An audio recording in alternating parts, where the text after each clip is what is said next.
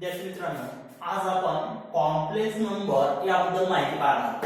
आतापर्यंत आपण नंबर सेटच्या बद्दल माहिती घेतली, जसे की natural number is subset of whole number, whole number is subset of integer, and integer is the subset of rational number, and rational number is subset of real number, which is the set of rational and irrational number. Means real number set is the set of rational and irrational number, means it includes all the number set. Now we know that all the solution of linear equation as well as quadratic equation are exist in the set of real number. Suppose example is x square plus x square minus 5 is equal to 0. Observe this equation, x square minus 5 is equal to 0. It is quadratic equation. What is its solution? We get its solution as x square is equal to 5. Therefore, by taking square root, we get x is equal to plus minus square root of 5 means root 5. It is plus minus root 5. It is irrational number, means the solution of this equation exists in the set of real number. But in case of, observe this equation, x square plus 5 equal to 0. या equation मध्ये पहा, जर हे equation solve केलं तर या इक्वेशनचं solution या real number set मध्ये एक्झिस्ट होईल का? तर पहा, here we get x square is equal to plus 5 right side, it is minus 5. Now we know that there is no real number whose square is negative. म्हणजे असा कोणताच real number नाही की ज्याचा स्क्वेअर निगेटिव्ह नंबर येईल नाही, म्हणून याचं सोल्युशन हे रियल नंबर सेट मध्ये एक्झिस्ट होत नाही. किंवा याचं जर आपण स्क्वेअर रूट घेतलं, x square is equal to plus minus root minus 5 असंही म्हणता येईल की असं कोणत्या संख्येचा म्हणजे निगेटिव्ह नंबरचा स्क्वेअर रूट एक्झिस्ट होत नाही, म्हणजे the solution of this equation does not exist in real number set. मग या ठिकाणी पहा, आपल्याला हा जो रियल नंबरचा कन्सेप्ट आहे हा एक्सटेंड करावा लागेल की म्हणजे लार्जर सेट मध्ये रूपांतर करावं लागेल की ज्यामध्ये अशा इक्वेशनचा सोल्युशन एक्झिस्ट होईल.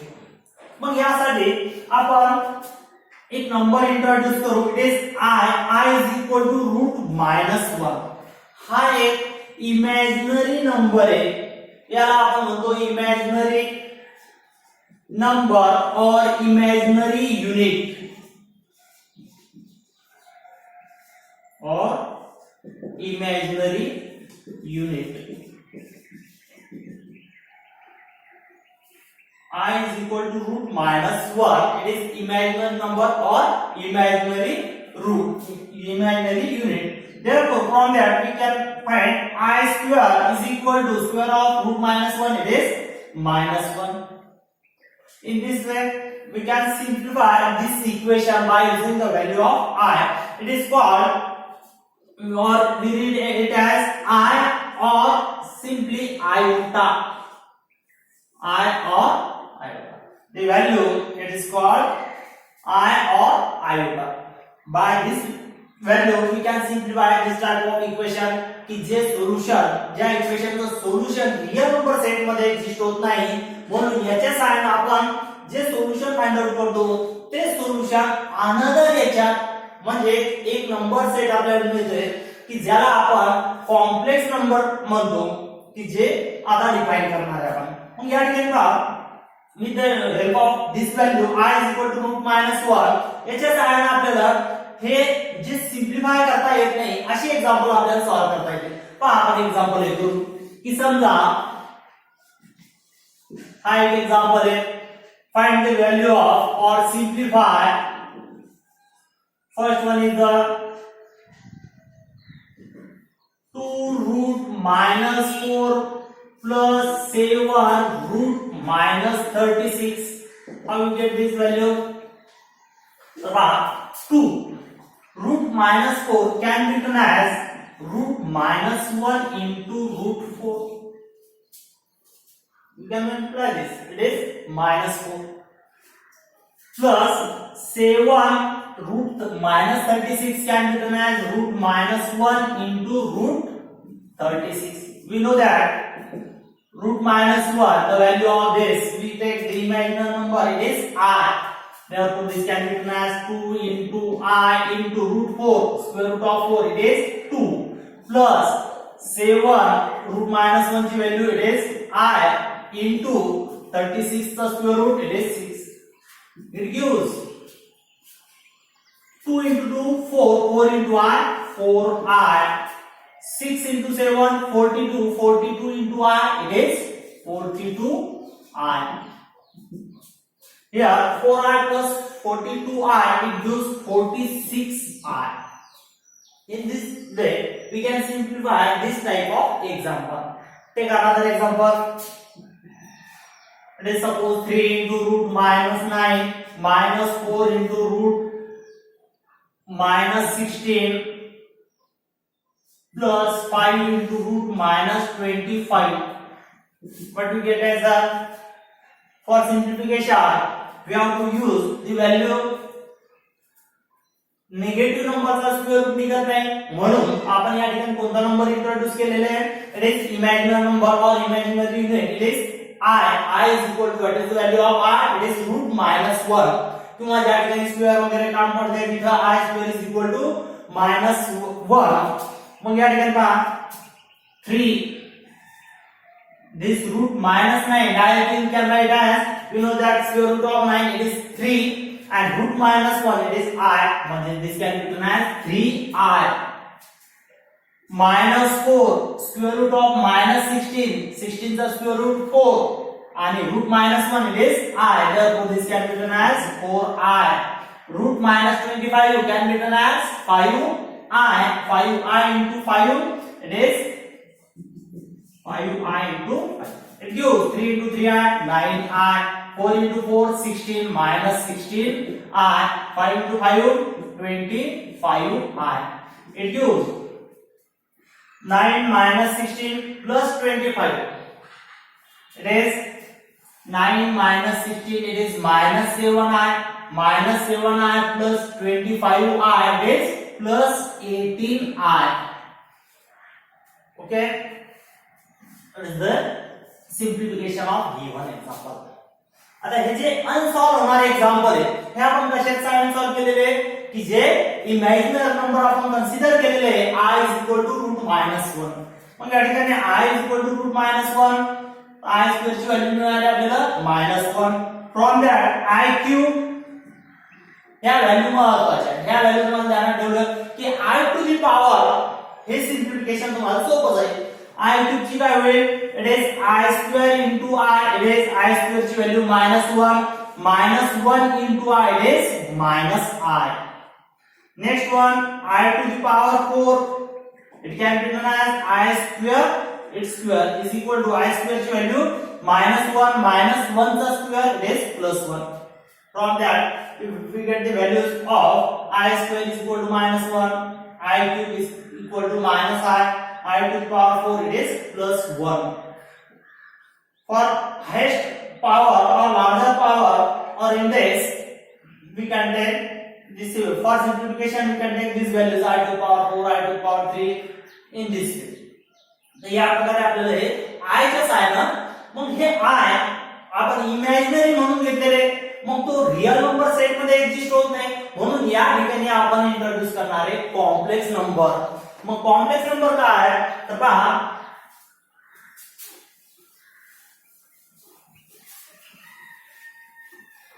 आता आपण कॉम्प्लेक्स नंबर डिफाइन करू. What is complex number? मग कॉम्प्लेक्स नंबर मध्ये की जो रियल नंबर इथं जे आपण I to the power 4 it is +1 घेतलं म्हणजे हा रियल नंबर आहे.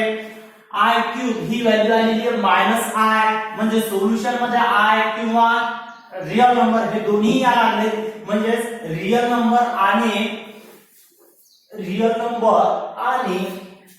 इमॅजिनरी नंबर या ठिकाणी दोन्हीचा यूज व्हायला लागला सोल्युशन फाइंड आउट करण्यासाठी. म्हणून यावरून आपण कॉम्प्लेक्स नंबरची डेफिनेशन ऐकू शकतो. तर पहा how can define the complex number? The number of the form from the form a plus ib, where a and b are the real numbers. A, b belongs to R, and I is equal to root minus 1 or I square is equal to minus 1 is called complex number, and it is denoted by Z. Z या number में complex number denote करणार आहे. आता पहा या ठिकाणी a plus ib, a आणि b हे दोन्ही आपण रिअल नंबर म्हणायला लागलो, आणि हा i हे काय इमॅजिनरी नंबर. मग या ठिकाणी दोन पार्ट मध्ये कॉम्प्लेक्स नंबर डिवाइड केलेले a प्लस ib, आणि कॉम्प्लेक्स नंबर डिनोट करायला लागलो आपण z ने. z is equal to a plus ib. Any complex number which is denoted by z is equal to real part plus I into b. b हा real number आहे आणि I हा imaginary number आहे. दोन्हीचा product हा real part येणार आहे, म्हणून it is real part and it is imaginary part.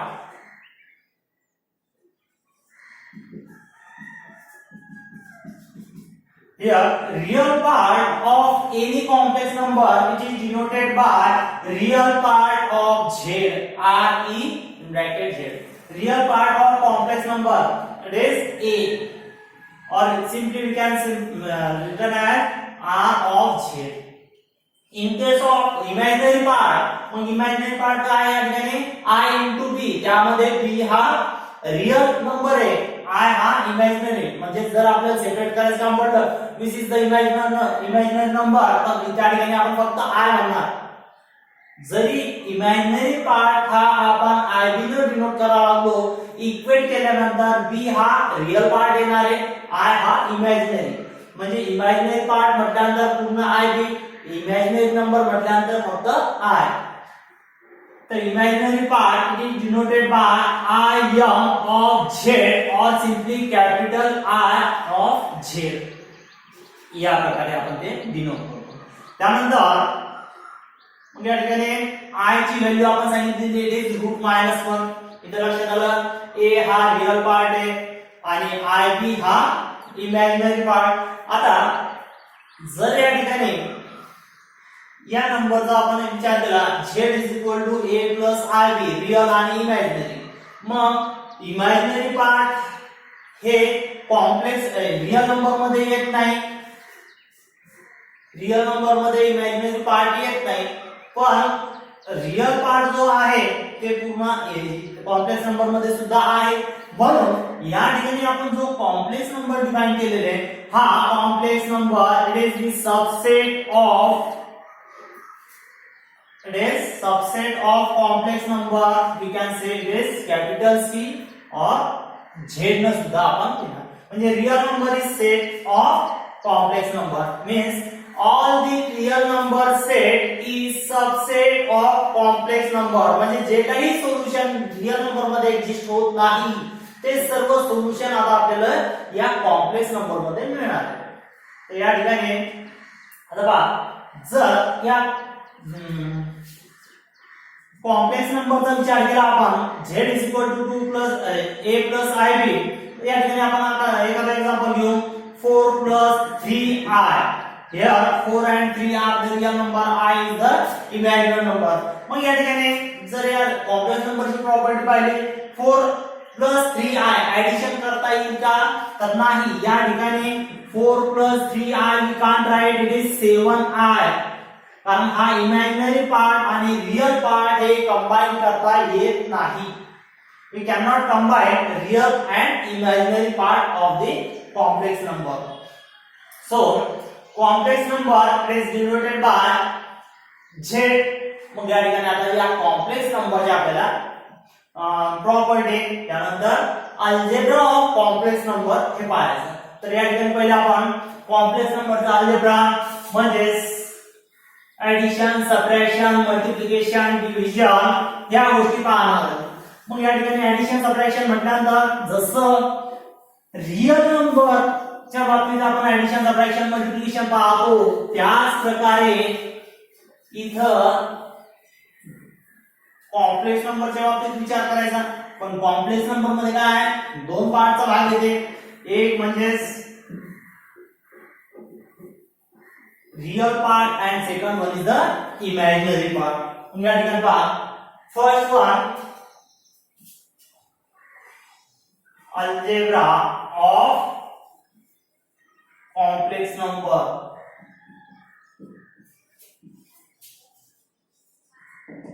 तर यामध्ये पहिलं पाहू आपण equality of two complex number. दोन कॉम्प्लेक्स नंबर त्यांची इक्वॅलिटी कशी करायची, म्हणजे जर इक्वल असेल तर या ठिकाणी डिफरन्शिएशन तर पहा equality of two complex numbers.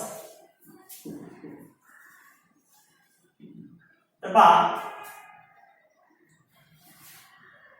हे दोन कॉम्प्लेक्स नंबर आपण इक्वल कन्सिडर करू. If a plus ib is equal to c plus id, हे दोन कॉम्प्लेक्स नंबर इक्वल आहेत. a plus ib is equal to c plus id. हे कधी equal असतील तर या ठिकाणी पहा real part is equal with real part of another complex number, म्हणजे a is equal to c असेल and coefficient of imaginary number is equal to coefficient of imaginary number of another complex number, म्हणजे b आणि d हे जर दोन part equal असेल तरच त्या ठिकाणी दिलेले दोन कॉम्प्लेक्स नंबर आपण इक्वल म्हणू. म्हणजे या ठिकाणी आपल्याला काय म्हणजे इक्वेट करून कॉन्स्टंटच्या व्हॅल्यू वगैरे काढण्यासाठी याचं काम पडते. दोन कॉम्प्लेक्स नंबर कधी इक्वल असणार आहे जर त्यांचा real part and imaginary part हे इक्वल असतील. Real part with real part, imaginary part with imaginary part नेहमी. समजा एक्झाम्पल घेऊ या ठिकाणी आपण की x plus iy is equal to 4 plus 3i, then equality of complex number from that real part with real part we get x is equal to 4, iy is equal to 3i म्हणजे i चा coefficient 3, इथं i चा coefficient 1 म्हणजे y is equal to 3. अशा प्रकारे आपण value वगैरे काढतो. Second one it is the complex conjugate of complex number, conjugate of a complex number.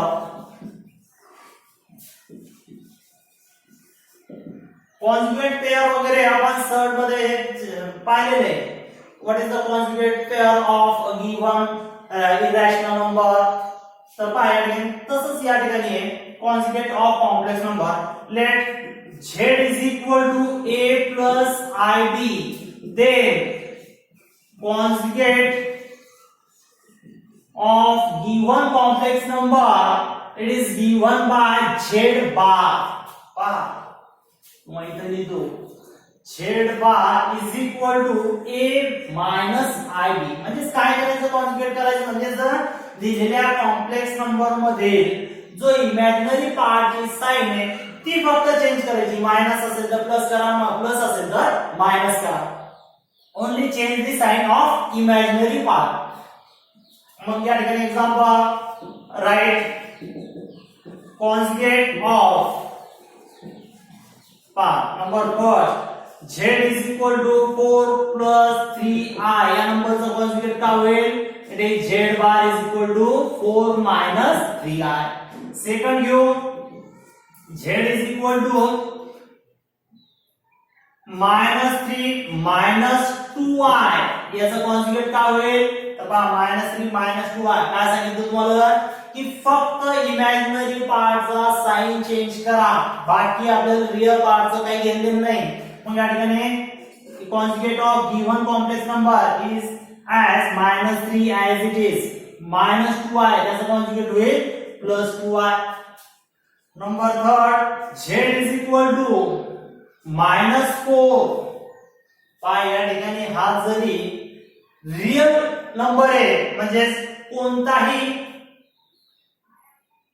Real number असेल तो आपण कॉम्प्लेक्स नंबर मध्ये लिहू शकतो की समजा a + ib हा एक कॉम्प्लेक्स नंबर आहे जर त्यामध्ये इमॅजिनरी पार्ट 0 असेल तर तो कॉम्प्लेक्स नंबर हा प्युअरली रियल नंबर असतो म्हणजे तो रियल नंबर हा आपण कॉम्प्लेक्स नंबर मध्ये लिहू शकतो जसे की एक्झाम्पल पहा z = a + ib जर या ठिकाणी ib हा पार्ट 0 असेल तर we can say z = only a if ib is 0 means z is purely real number but it can be written as in complex form 0 ib असे लिहिता येईल आणि जर रियल पार्ट जर 0 असेल त्या कॉम्प्लेक्स नंबरचा तर त्यावेळेस त्या कॉम्प्लेक्स नंबरला आपण प्युअरली इमॅजिनरी नंबर म्हणणार म्हणजे z it can be written as ib म्हणजे तो त्यामध्ये रियल पार्ट 0 आहे मग आता बघा इथं z -4 हा रियल पार्ट आहे पूर्ण मग याचं कॉन्जुगेट काय होणार आहे तर आपण काय सांगितलं इथं फक्त इमॅजिनरी पार्टचा साइन चेंज करा म्हणून तो रियल पार्ट जसंच तसा येणार -4 तिथं चेंज होणार नाही next one z = -5i then what will be its conjugate तर इथं फक्त इमॅजिनरी पार्ट दिलेले मग या ठिकाणी याचं कॉन्जुगेट काय होईल only change the sign of imaginary part मग मायनसचं काय होईल प्लस म्हणजे z बार +5i या प्रकारे तुम्हाला कॉन्जुगेट करायचं आता नेक्स्ट ऍडिशन अँड सबट्रॅक्शन तर पहा consider two real complex number suppose let z1 = a + ib and z2 = c + id then number first किंवा number third घेऊ आपण अल्जेब्रा ऑफ कॉम्प्लेक्स नंबर मध्ये number third addition of complex number